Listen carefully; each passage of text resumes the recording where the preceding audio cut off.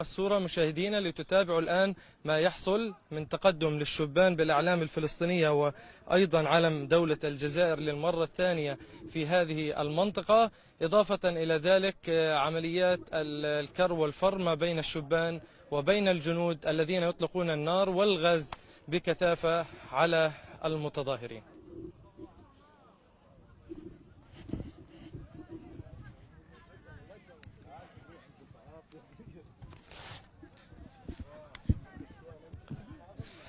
هذه الصورة التي نشاهدها أمامكم الآن، أحد الشبان يقوم برفع علم الجزائر أمام الجنود. يعني هذه التلة التي يقنص من خلالها الجنود، يقترب هذا الشاب ويرفع علم فلسطين، شابين يرفعون علم فلسطين وعلم الجزائر بصورة تحدي كما تحدثنا أمام الجنود. وهذه الصورة تكررت عدة مرات، حيث يقوم بعض الشبان برفع علم دولة الجزائر والعلم الفلسطيني أمام الجنود الإسرائيليين المعتلين لهذه التلة التي تحدثنا عنها، والذين يقومون بقنص الشبان وإطلاق قنابل الغاز عليهم بكثافة.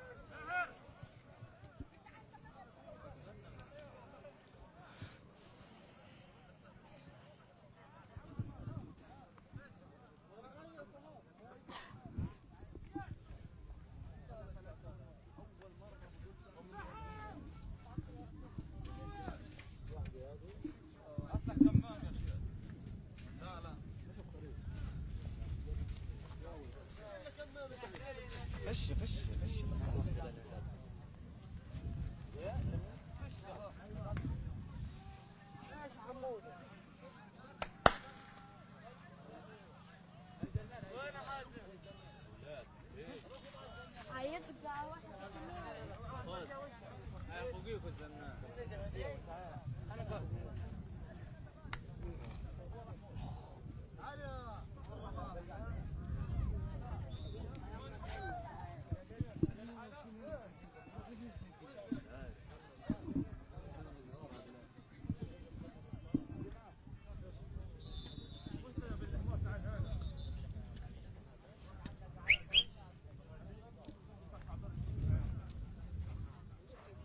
هيا